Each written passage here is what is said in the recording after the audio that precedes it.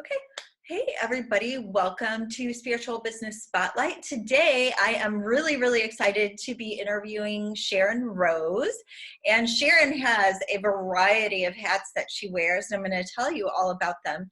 She's the High Priestess of the Goddess Leadership Academy. She's a master life coach, a motivational speaker, a writer, entrepreneur, and a women's empowerment activist devoted to helping her students and clients connect more deeply with themselves so that they can live their most vibrant lives.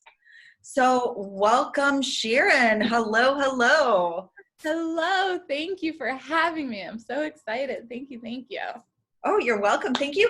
I saw you were doing such fabulous things on Facebook, so I wanted to reach out to you and see what you're up to and how your work empowers others to really, it's not just saying I'm empowering people to live their best life, but you're actually doing the work and doing it for yourself as well.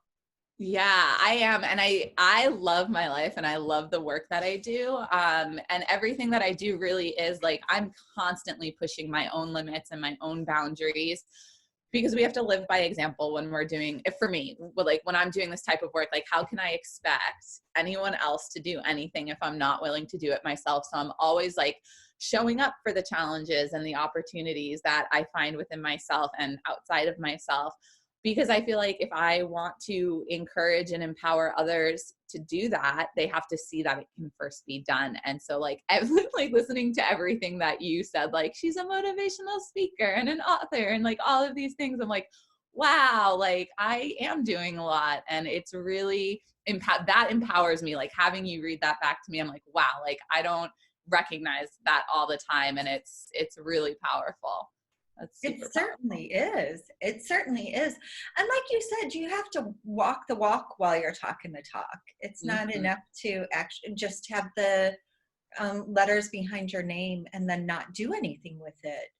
Yeah, exactly. You have to be doing the work out in the world and showing that, again, it's like lead by example, do as I do, not as I say. Right. Like do what, like if you want to live a life where you can work for yourself and like be yourself, like a lot of the things that make me who I am are like outcasted by a lot of people. Cause like I consider myself to be a witch, to be an energy worker. Goddess faith is my path and my spirituality, and it's not common, at least out here in Arizona. Well, Arizona probably more so than other places in the United States.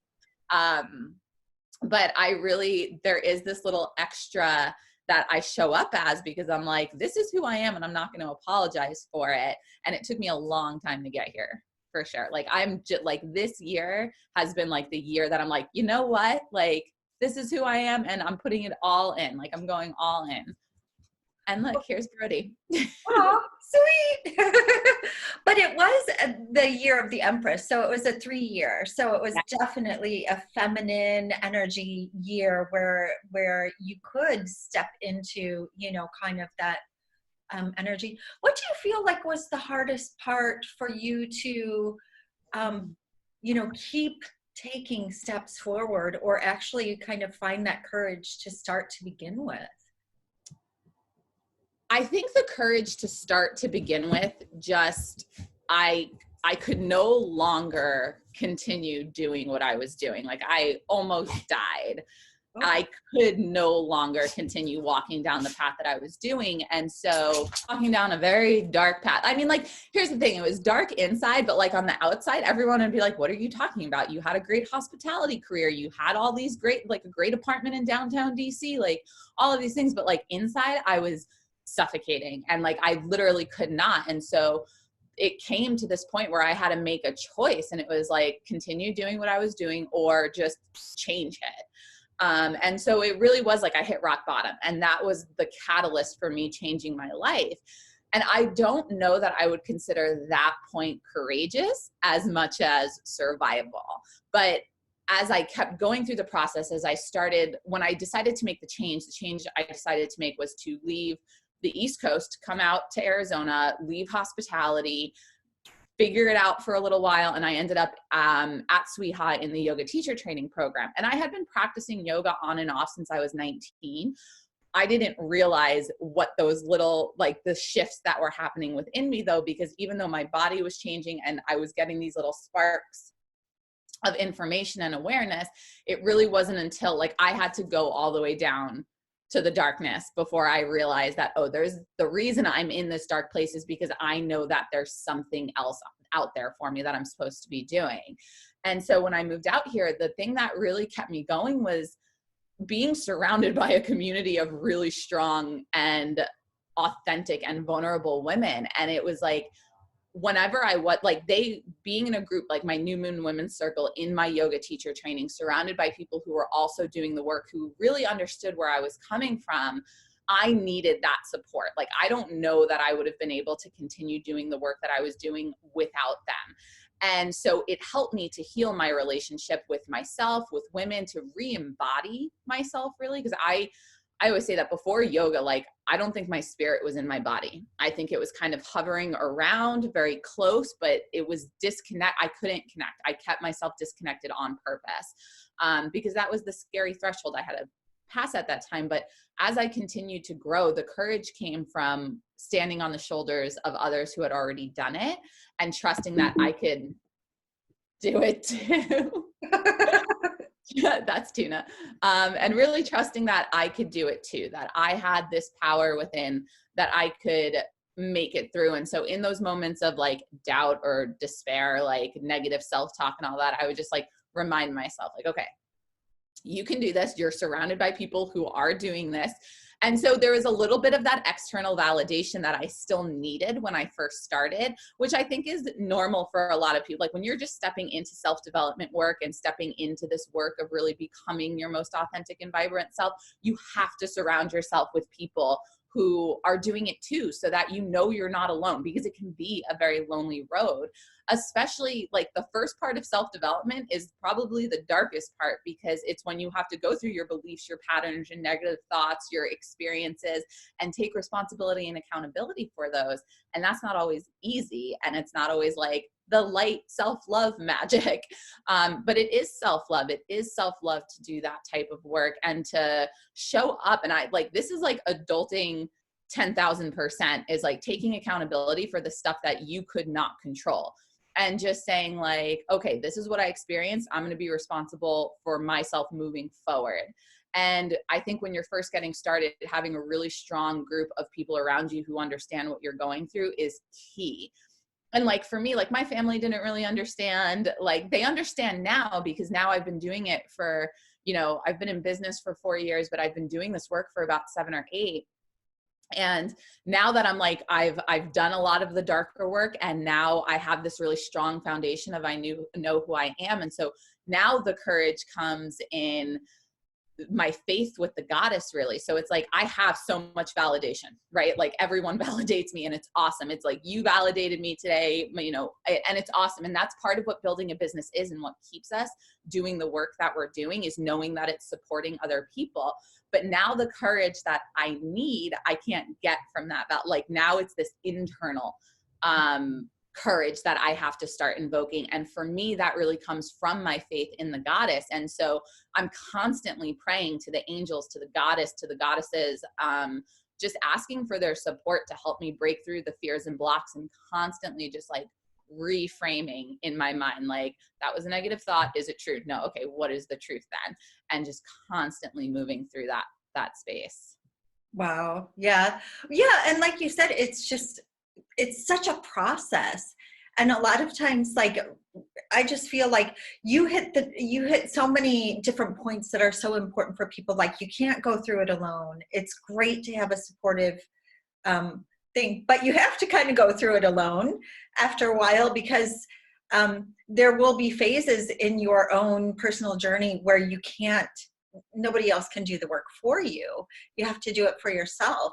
And just always keeping an eye on the fact that when you're negative thinking or doubting yourself or whatever, you have to just turn to faith and prayer and just reframe what you're doing. And yeah, it's everything you said. I'm like, yes, yes, yes. Yeah. And I love what you just said, that like, we do have to do the work ourselves though. Like, yes, it's important to have a group, but that piece is so key, is that you're still doing the work on your own. And that's a really important part. No one can make you take accountability or act differently or read the books or go to a coach or, go see a therapist or do any of these different things. Like, that has to be your choice. And I think that's a huge part of self-development too, is you can't force anyone to develop themselves. And so, like, I have people reach out to me all the time. They're like, will you talk to my mom? Will you talk to my sister? Will you do this? Will you do that? And I'm like, I can try, but that's not my work. Like, they have to want it. They have to decide that they want to do it. And so even if you are surrounded by huge amounts of people who are like, yeah, you're doing great, if you're still in this mindset of I don't want to, or I don't need to, then it's going to be more of a challenge for you. So there's definitely that piece of you have to want in yourself to do the work. Oh yeah. Oh yeah. And that's true too. And nobody else knows exactly what you're feeling like on the inside. And so they can't really, not only can they not do the work for you, but if you have to do the work so that you can improve your life even, or the way that you're thinking. So as much external validation as you get, if you're not feeling it within you, then it's just, you have to make changes. Yeah. And Yeah. it's a lot of mindset work for sure. Like, I believe, like, I'm an integrated practitioner. I believe in mind, body, spirit. They're all connected. So, but there's also like a balance, right? So like, we see it a lot as like a spiral, like they're all connected, or like a triangle that's all connected. But there are also like, there's like this balancing act that needs to happen with all three, because sometimes it's like, maybe you don't have the workout regime that you want, or you're not going to yoga every day, but you're really working on your mindset and really doing some of the mental work, or you're doing a lot of spiritual development and work. And so maybe the body part isn't what your focus is on, but you're still doing it, right? Like, it's still there. And then sometimes it's, I know, like, sometimes I'm so in my yoga practice, and that is like my mental work that I have to do, right? Like, it's like when I'm on my mat, sometimes I'm like, this is enough mental energy just to do practice right now. And so sometimes it's like this, I like to think of it as like everything comes in balance. Like, I believe wholly in that everything is cyclical, and everything that goes around comes around again. And so we're always going to be given the opportunity to put ourselves and make different choices in different circumstances. Right. And I believe that's so true for self-development. Like, for me, it's like, I'm not someone who like wakes up every morning at 6 a.m. and does yoga and then meditates. And then like, sometimes my meditation practice is at like 6 p.m. and I'm like, great. Because every day I wake up differently. I feel differently. And I work with lunar astrology. And so the astrology of the moon. And so every, 2 to 3 days, the moon is changing where it is, what sign it's in. And each day, that means that, or every 2 to 3 days, that means that we have a different energy that we're working with. And so on some days I wake up and I'm super fiery and I'm like, all right, we're getting right to work today, and this is awesome. And I have that energy to give to that. And then other days I'm like, I want to be on a blanket for the first 4 hours reading a book of my day. And like that, so that's what I do. So another, like, something that I really am working towards in my life is just allowing myself to just be on my day-to-day. Like, obviously I have schedules, I have things that I have to show up for, and responsibilities, of course, but those are all agreements that I made, right? Like, no one has made that agreement for me or has told me like, this is what your hours are, this is when you have to do it. And for me, that's always been a really big part of everything I've done in life, because I really value freedom. And for me, freedom is just sovereignty. It's being able to do and be in my power. And that means I get to decide. I have the choice. And, compromise is a part of that, showing up for agreements and responsibilities. But that has been something I've always worked towards, and something I encourage my clients and my students to work towards is, don't just think about the money that you want to make or the lifestyle that you want to have, but like, how do you want to be feeling in all of that? Like, for me, I want to feel my sovereignty back in, like, I want to take that back. I want to feel that freedom. And like, all of the work I've done through the goddess, through all of it, has been what's taken me there. Right. Well, and this is a big pivot that I feel like society is on right now. And people like you and I are working towards moving into, kind of the way that we do things, because before it was all schedules, it was all out external energy and drive and ambition and always being on, like you said, instead of honoring where you are in the phase and where your energy is at, it was always producing, always giving, always to the point of depletion and exploitation in some instances, a lot of instances when women are concerned, definitely. Yeah, that was my whole life in hospitality. It was like a very, even though like my coworkers were women and my immediate boss was women, the mentality is still that of this hustle, hustle, power, power, you know, got to work and grind to the bone. And like, that's how I ended up in that dark spiral, was I didn't have time or energy for anything except work. And that's just not healthy, unless that's like the lifestyle that you enjoy working, which I know people who love that kind of a lifestyle, and that's awesome.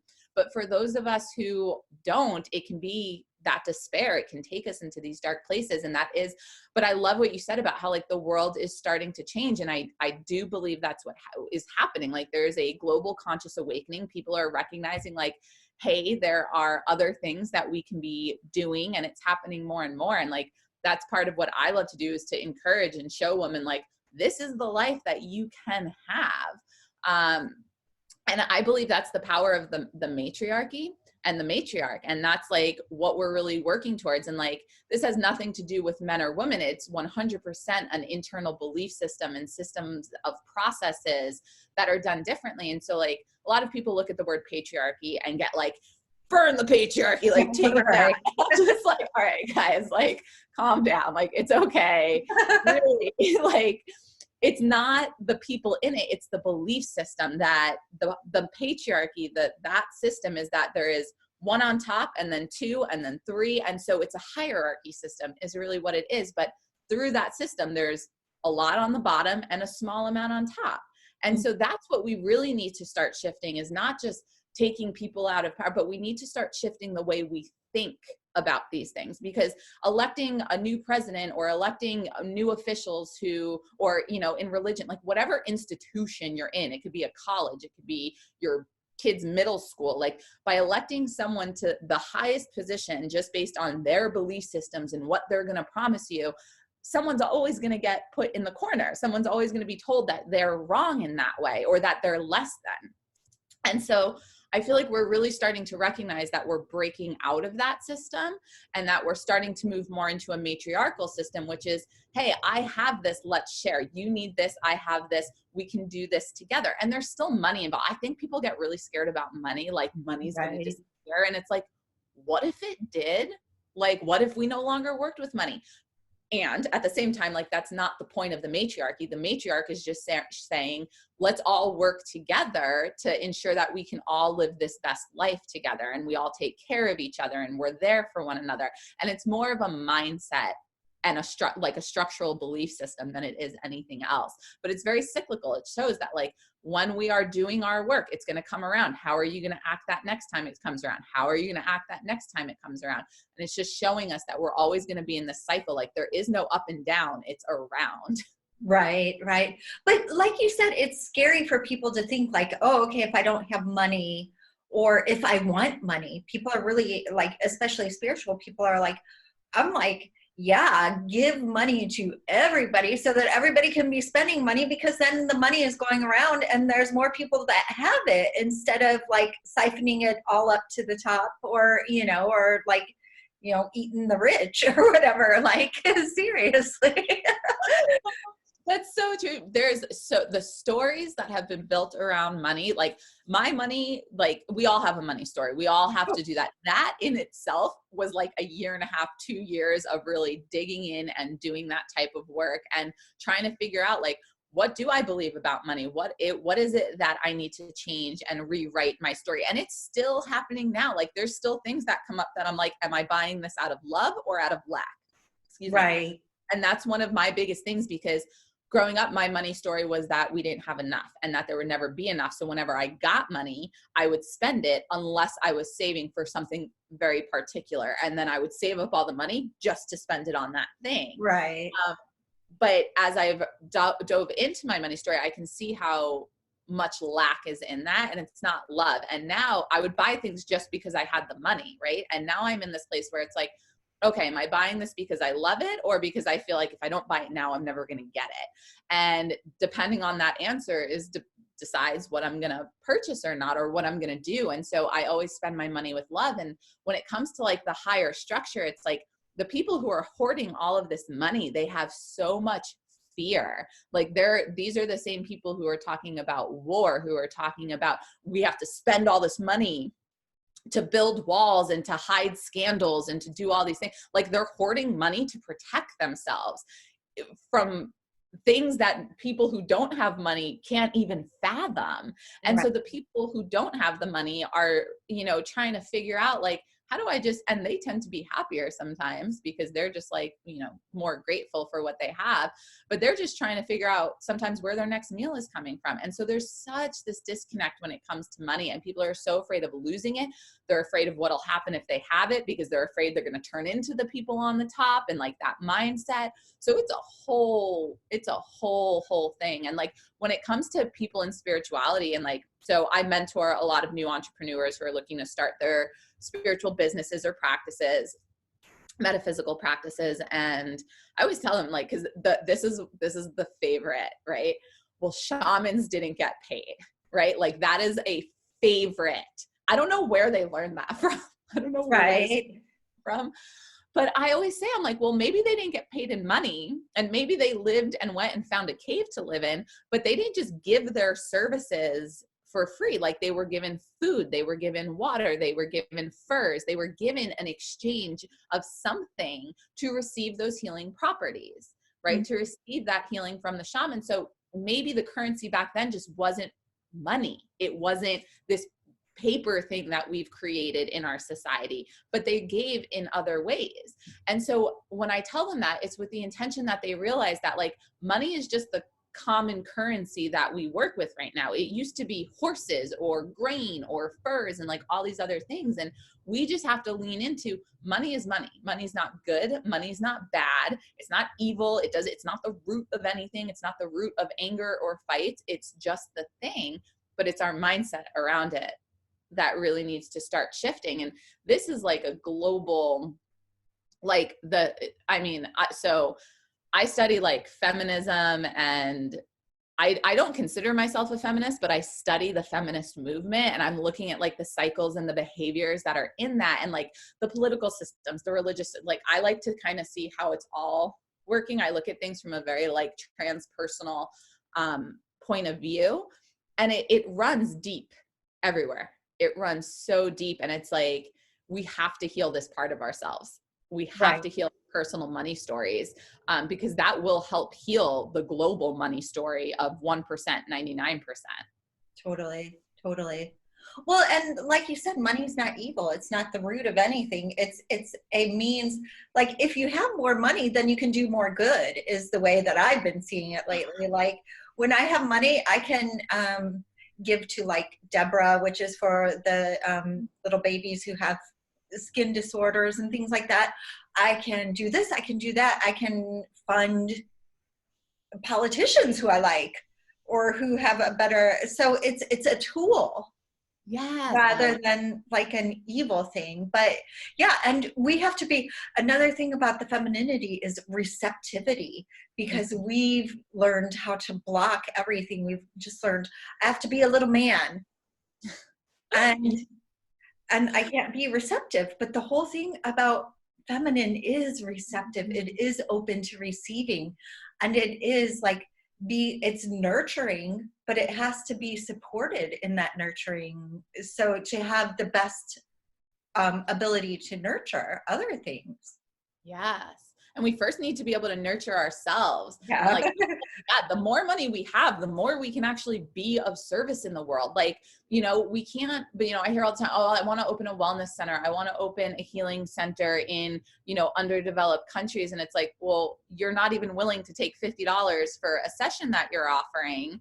How are you going to save enough money or start to show people that you have financial backing to be able to do these big things that you're talking about doing?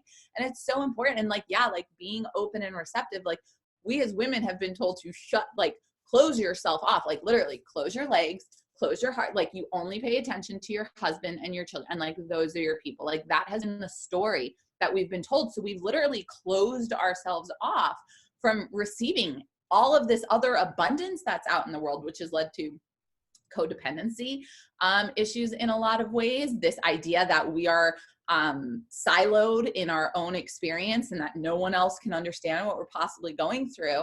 And it's like, but I believe like we're breaking out of that. I mean, not everyone, but there are a lot of us who are starting to step up and break out of that cycle because we're realizing that like we can receive all of this. And I have seen women like manifest incredible things into their life when they start doing the work and really paying attention to, because the truth is like you can do whatever on the outside and create money. But if you want to create that sense of abundance in your life where you can be of service and really take care of yourself, then you have to do your inner work around it. And there is this mindset that I hear a lot about, like, well, you know, I just need to be of service to other people. And it's like, well, can you feed yourself? Do you have a home? Do you have a way to, do you have transportation if it's necessary? Like, we're so willing to sacrifice our basic needs to support other people, even as practitioners. And it's like, again, like I'm someone who like, I live by example. So I'm not going to sit here and tell you that I'm living my best life if I'm not. Like, I love my life. I am so grateful. I am so blessed. I am lucky in a lot of ways that, and when I say lucky, I'm lucky enough to have been afforded, and I wanted to say awarded, the opportunity to understand the power of the mind. And that's not something that everyone has. And it's not something that everyone has the capacity to understand, because a lot of people like, so there's people who will come and like tell me that what I'm saying is like, well, that's easy to say for someone who has a lot of money and, you know, who understands that. And it's like, but I also understand the people who don't have any money, because I at one time didn't have any money and I literally didn't eat for a week because I didn't know where my next paycheck was coming from. And I had to learn through the mind how to do that. So when I have money though, what it affords me to do is then go back to those people and teach them about mindset and to support them in those ways and to do what I can. But we have to stop judging each other on this, because there is a lot of practitioner judgment that goes around, you know, and it's just, we're all at there's different levels of consciousness. There's different levels of, you know, obviously prosperity and things like this, but it's what do you do with it? It's how do you show up for it? And we do like the judgment thing though. I see it all the time. Like practitioners judging practitioners because they're doing it differently. And it's just like, we're all in this together, you guys. Right. Right. And then, you know, that it just opens up so many different things, because in a way, what we were talking about before is shutting ourselves down, judging other people, not opening up to other groups, you know, hoarding resources, hoarding people, hoarding emotions. And then when we learn, like when you're in a group of women and you see them going through similar or the same processes, and you see how giving and nurturing and supportive, you know, and you break down those barriers and you stop judging and you open up, that's where the magic happens. And then when you start living this life and you're just like, I've opened myself up to, yeah, in the same way as you. I mean, not eating so that I could give food to my kid, or, you know what I'm saying? And then going from that to going in my life right now and just being like, oh my gosh, like part of that too was total mindset and opening myself up to what the universe could offer me and being generous and being supportive, but also being like, hey, I can open myself up for being taken care of and everything else too. Yeah. And that is so huge. And I'm so glad you like restated that and said it, because so it's not like, I feel like it's so easy to do, right? But like, it's not that easy to do. And so I mentioned earlier, my New Moon Women's Circle, right? Yeah. Yeah. So I moved here to Arizona and I was in my yoga teacher training, and my friend Nicole took me to this New Moon Women's Circle. And I walk in and there are these 4, like just of the most powerful women I've ever seen sitting around this altar in this living room of this woman I've never been to. I've never met her before, but there's like 40 women in this room.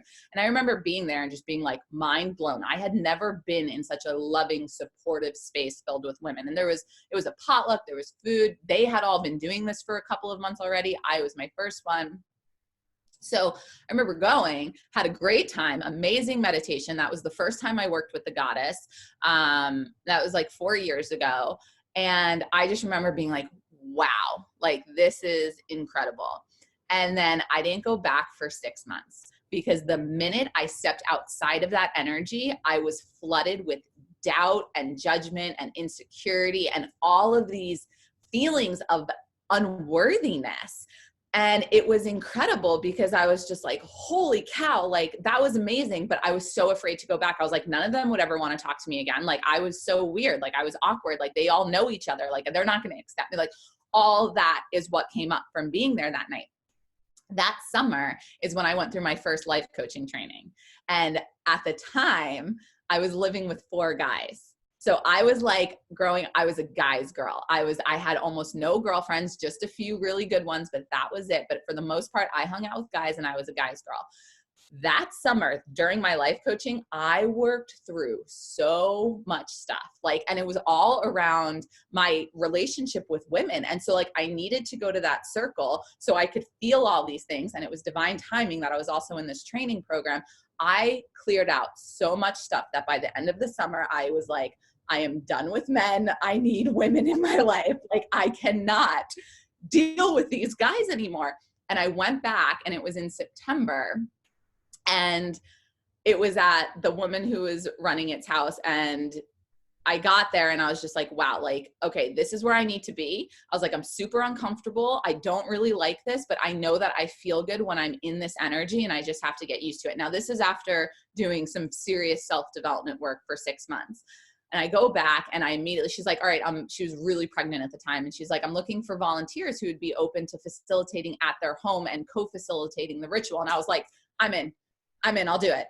And I was like, what did I just do? But it was so automatic. And those women are now some of my best friends. We're in a coven together. We practice magic together. We do all these things together.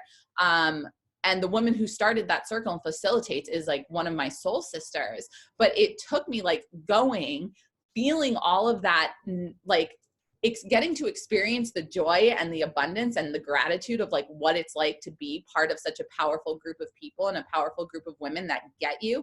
And then to leave it and having all of those things come in, and all of the doubts and all of those negative thoughts, and then having the opportunity to work through them, to be able to go back and be like, okay, I understand, and I'm going to do this anyway.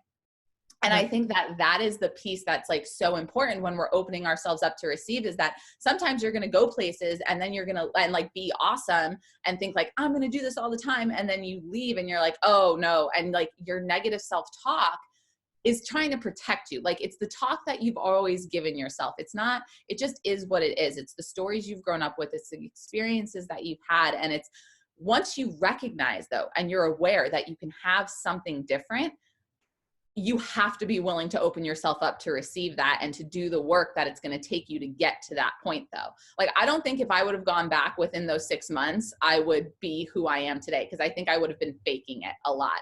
And I authentic, vibrant expression. That is what I'm about. And so if you're afraid, say that you're afraid. If you're in doubt and you don't want to go back, then don't go back, but also don't pretend that everything's okay. Do the work. And that's what I had to do. I had to do the work to get me to the point that I could go back. And once I went back, I was like, okay, I'm scared, but I'm open. And I'm I'm here. And I have received so many blessings from that experience. And so it's cyclical, right? So that was an experience that I had 5 years ago where I had to open myself up to receive. And I'm literally doing the exact same thing right now with my partner and music. It's I've been scared of playing music, singing these things all of my life because of stories and negative self-talk that I can't do it, and lack of encouragement, and da da da da da.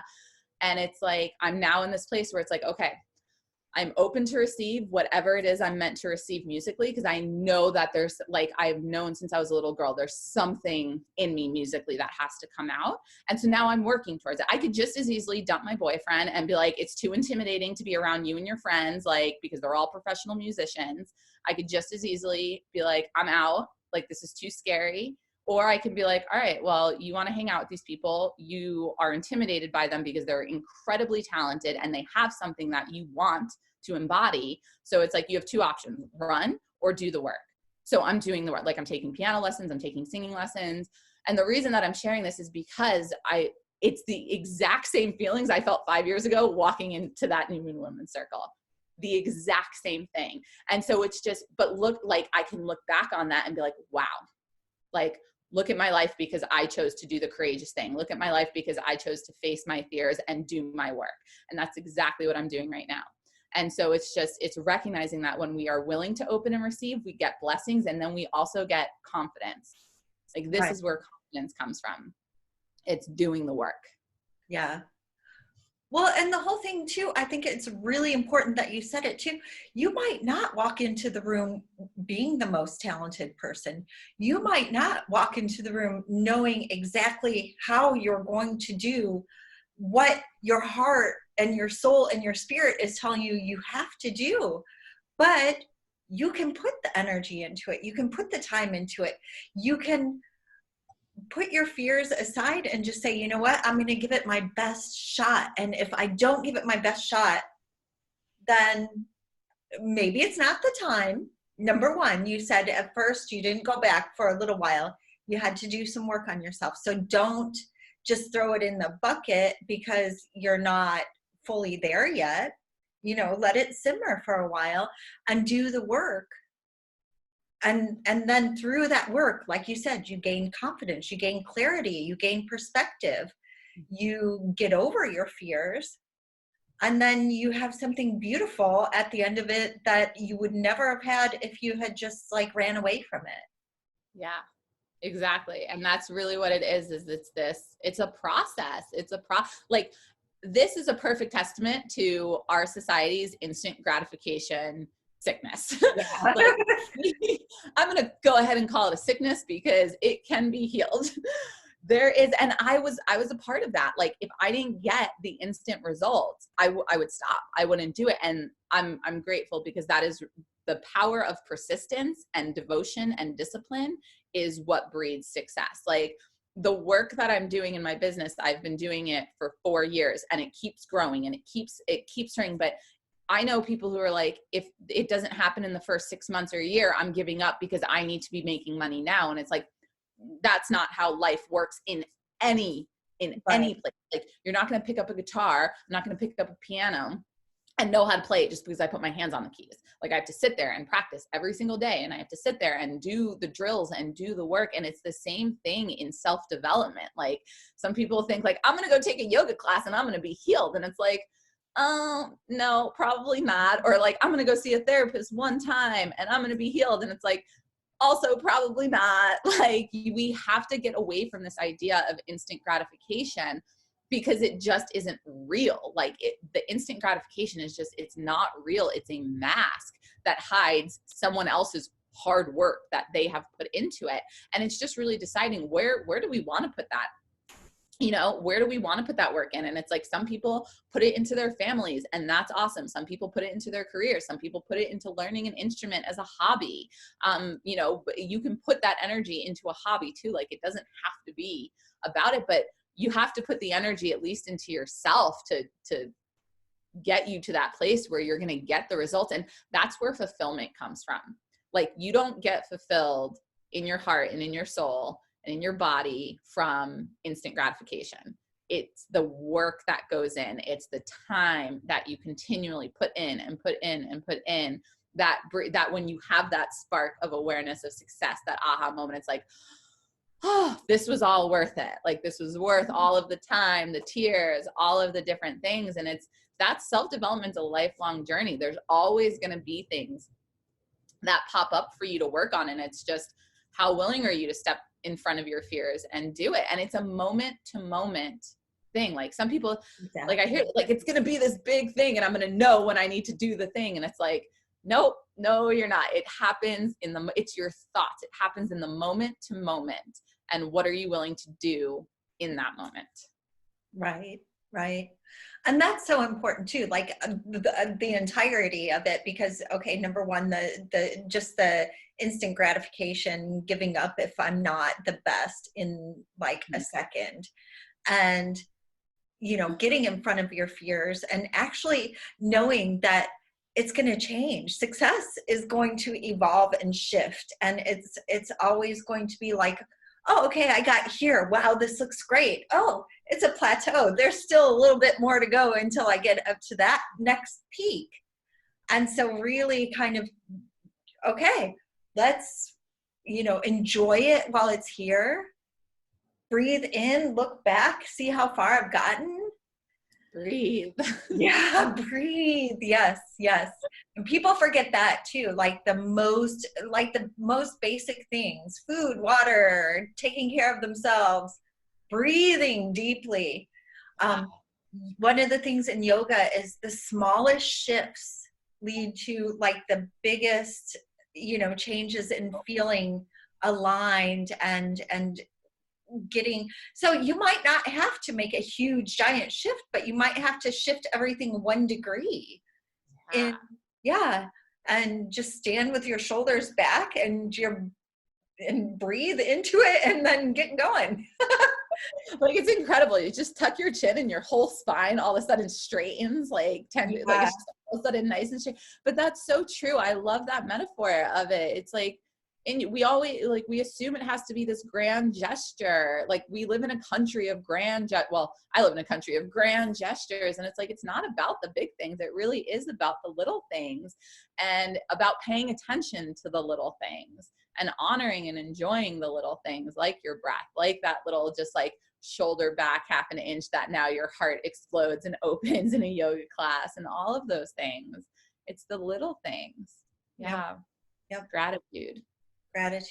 Yeah. And I think it's gaining more popularity. I know Oprah brought like gratitude to the forefront and everything like that, but it's really also an important thing just on a daily basis to like take some time and say, okay, I am so grateful. I'm grateful. My kids drive me nuts sometimes, but I'm so grateful for them that I have them. I'm grateful for warmth. I'm grateful for food. I'm grateful for a home. You know, it's easy to get caught up in what you don't have and forget what you do have. And what you do have is gold. Yeah. And that is so huge. Like we're always striving for more and striving for more. And it's just like, just take a moment. Like you can strive for more and be grateful for what you have right now. Exactly. You can be both and be grateful. I think sometimes when we're in so much lack, or like when we're in that mentality of lack, and like, I'm a human too, like knock me off of whatever pedestal. Like this is what I tell people all the time, like knock me off of it because I'm a human.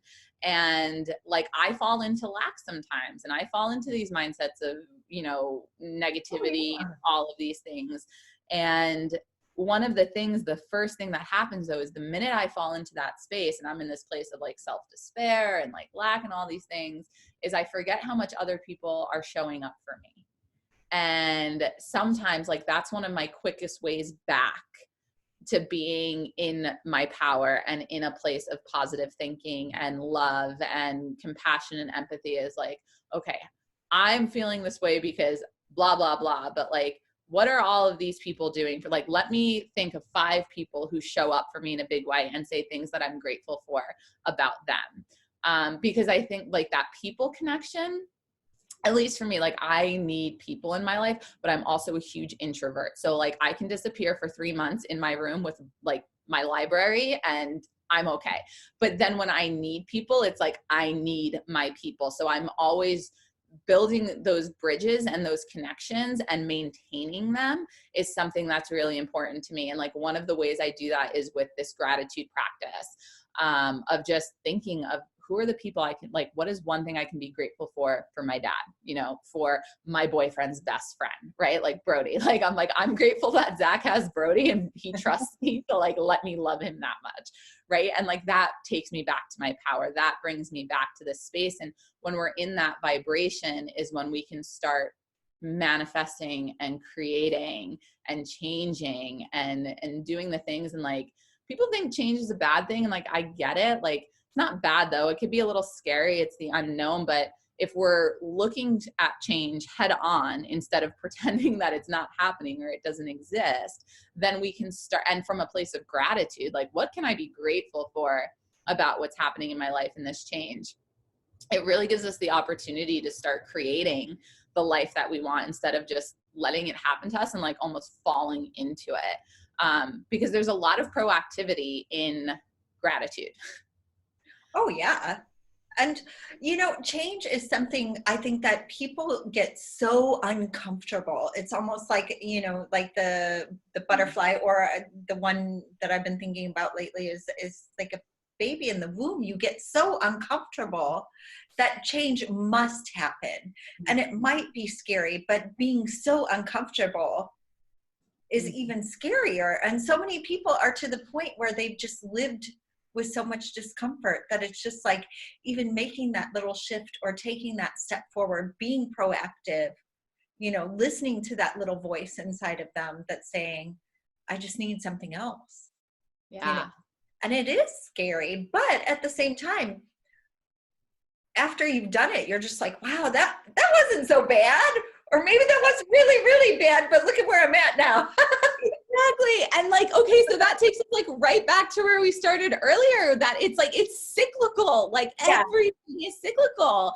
And it's like, the work when you're first starting out, like to take that first step is scary. It's terrifying a lot of the time. But if you want to get to the crystals and the gems and the pretty things that actually are going to work and you can be in that vibration, you have to get the muck out. You have to be willing to do the harder work and look at the people who have wronged you and what was their point of view.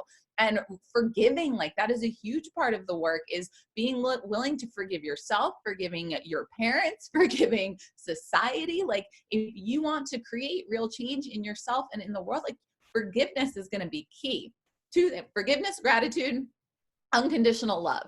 Like those things are so necessary in order to be able to really clear out all of it. Right. Because it's like, it's a lot to take our own accountability and responsibility and saying like, okay, this is what happened to me, but I'm not going to let that be what stops me from doing something I want to do now and moving forward.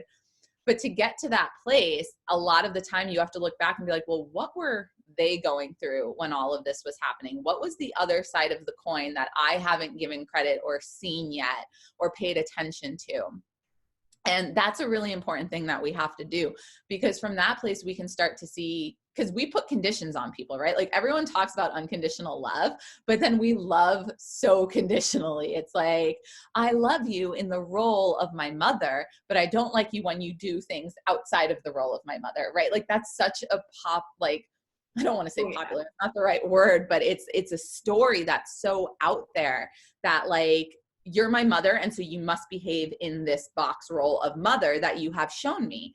And like, people get divorced, or like they decide to do other things, and all of a sudden, they have like, people are getting shunned at like, you're not my mother anymore, or like, I'm mad at you because you started dating this and this person, and like whatever. And it's like, well, they're human too. So if we want to love them unconditionally, we have to take people out of the roles that we put them in, and we have to just start seeing them as human beings. And it's like, I challenge you to look at the people in your life who you've put into roles, and like as big as like the Pope, the president, the leaders of the countries and the UN, and like all of these people who it's good, it's bad, it's this, it's that, they're people doing what they think is right. Like in their mind, they are correct the same way you think you are correct. Does it make anyone right? Not really. It's just we're having different experiences, and obviously there are detrimental effects and consequences to choice that we have to look at. But until we're able to take people out of their roles and recognize that like they legitimately think they're doing the best that they can for them and their belief systems and their patterns, doesn't make it right. But when we can see them from that place, we can release the anger, we can release a lot of those heavier emotions, and we can step into healing. Right. Because the thing is we can't heal if we're still in the emotional state of anger or sadness or hurt, because we're still being affected by it then. But when we can work through those emotions, then we can start the healing and start doing the other things. And so forgiveness, like if you can be grateful for the experience, forgive yourself for what needs to be forgiven, see it from the other person's point of view, forgive them, and then forgive the whole thing. From that place, you can really start to heal and then move yourself forward. Right, right. And sometimes you just have to say, I can't, I'll never get an apology, or I'll never really fully understand. I mean, but I can't let it affect me anymore. I can't let it be a trigger. I can't let it hurt me anymore, because it's over and there's nothing that I can do about it anymore. So, and that's sometimes the only thing you can do. And that's right. perfect too. That's divine too, because I believe that is true letting go. Like, we're not guaranteed apologies. A lot of people don't think they're wrong in a situation. Yeah. And so if they're not going to ask for your forgiveness, they're not going to give you an apology. It's okay. How long are you going to keep your cord attached to that? How long are you going to keep funneling energy into that and spending your precious time on it? Or you could cut that cord and decide to look ahead and look forward and change your life and do the things that you want to do. Right. Right. And I love that you said that too, because when you're sitting there and you're continuing to focus on the hurt or the suffering or whatever that other person gave you, you're just feeding that still with your energy. You're letting it drain you. Attraction. Yeah. Like, that's right there is, so you're feeding it. That's the law of attraction. So what are you going to get? You're going to get more of that. Mm-hmm. So what you focus on is what you get more of in your life. So if you're focusing on the pain and the hurt that this one person caused you, and then in the next breath saying, with this new person, why is this happening to me again? Well, there's your work. Why is it happening? Right. What's going on there? It's not them. They don't know each other. You attracted this to you. So what needs to be cut? What do you need to work on? What do you have to let go of? All of these different types of things. Because the more energy we feed to anything in our past, in our present, in the future, that's what's going to thrive. Right. Oh yeah. Now you're starting an online program, because I want to be able to get this into here too, because it was so interesting, and that's what I reached out to you about initially. So why don't you tell us a little bit about this and what kind of people you're looking for, what is this going to help people with, how they can join, all the good stuff. Yes. Oh my goodness. Thank you. Yeah. So the program is called The Goddess Unveiled. Mm-hmm. So it's an 8-week online group coaching program for women.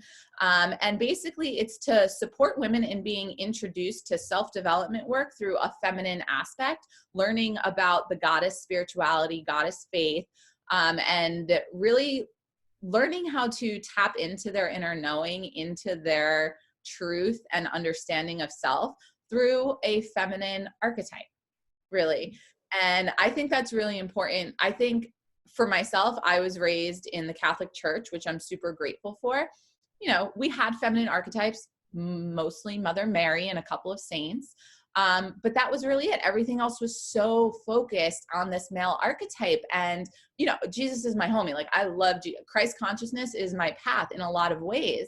But what I found was that when I was taken out of the Catholic Church, because I went through confirmation and then I was in public school and all these different things, when I stopped having that anchor for myself, I totally disconnected from myself and from any type of spiritual practices or spirituality at all.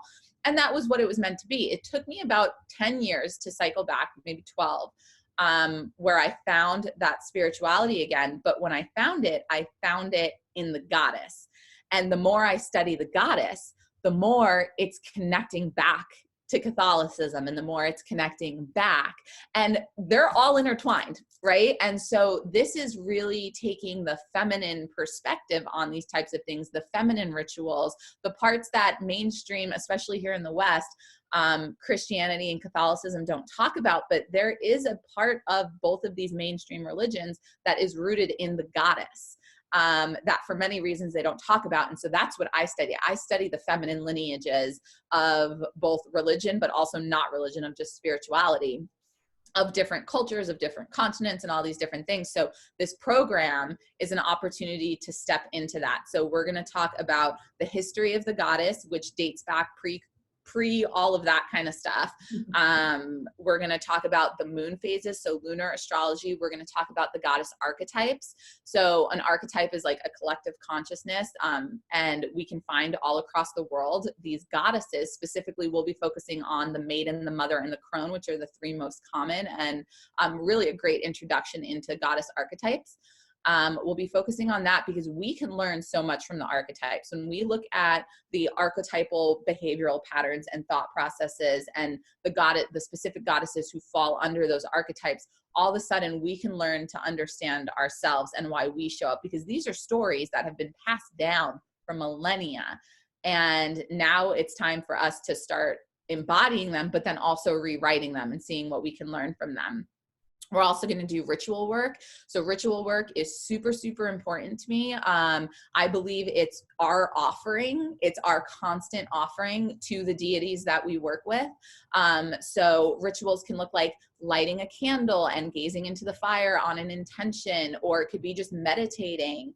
You know, ritual can be lighting sage or incense and putting on some music and journaling some questions.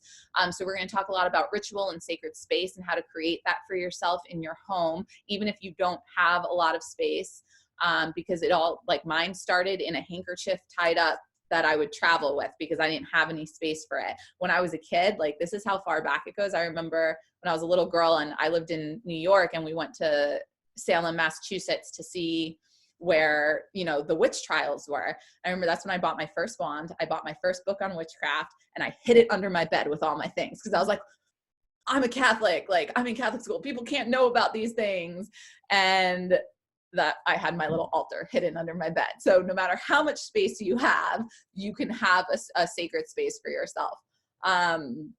So we talk about that, and it's really, and then we talk about a lot of the goddesses, and then also solar astrology. So we all know our sun sign, but a lot of who we are is we have this cosmic blueprint that we're born. And so the astrology aspect is really a self-development tool to see what can I learn, what can I do, and it's always changing. And a lot of people don't realize that. So we talk about solar astrology, lunar astrology, the archetypes, the goddess faith, the burning times, all of these things, but it's all to support you in developing yourself.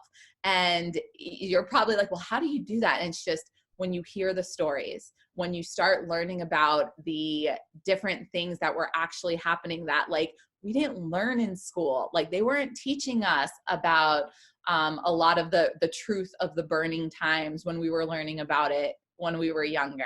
And it goes back so far. And so we're going to learn the truth. Like we're going to dive really deep, and a lot of it's discussion based. So we'll have a call for 8 weeks, one every week for 2.5 hours.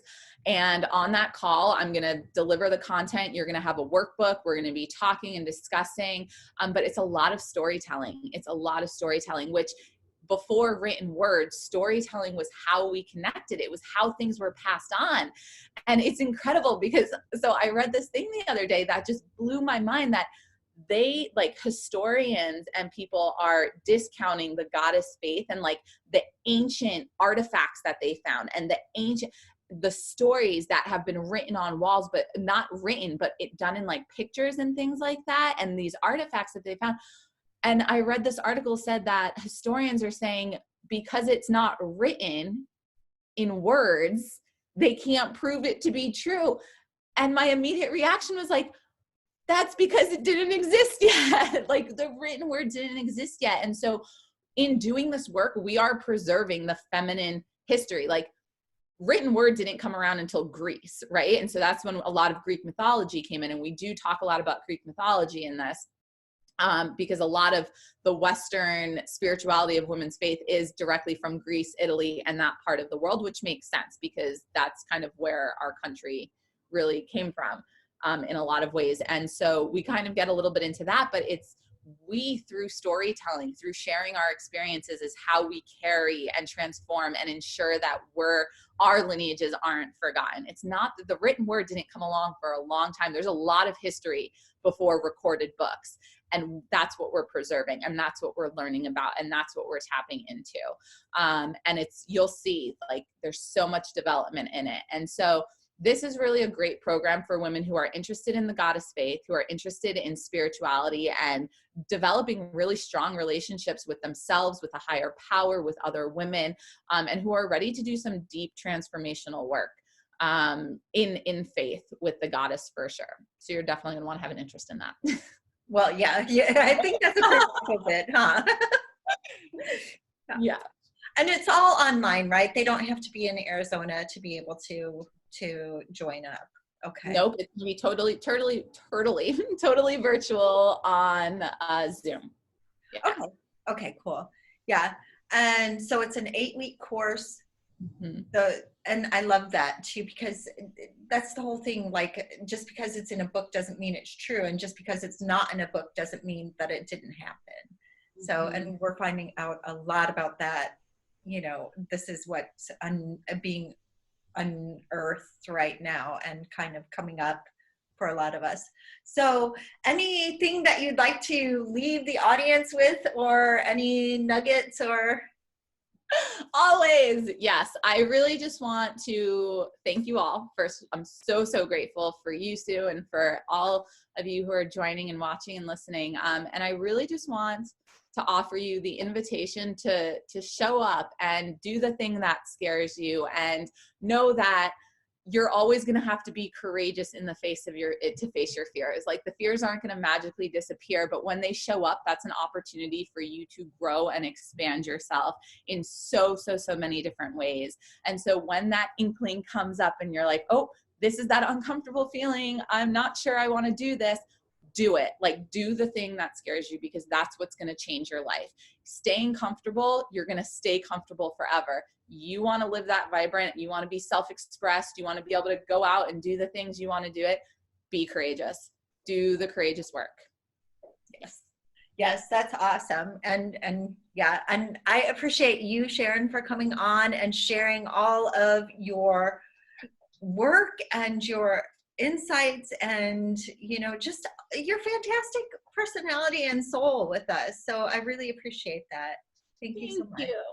Thank you for having me. This is awesome. Yeah, definitely. So I am going to put Sharon's contact information in the show notes. So if anybody wants to get a hold of her, they can go ahead and do that. And if you want to sign up for her class that's starting soon, I will put all of the dates and times and information on there. So with that, I will let you all go and have a fantastic day, and we will talk soon. Take care. Bye-bye. Thank you.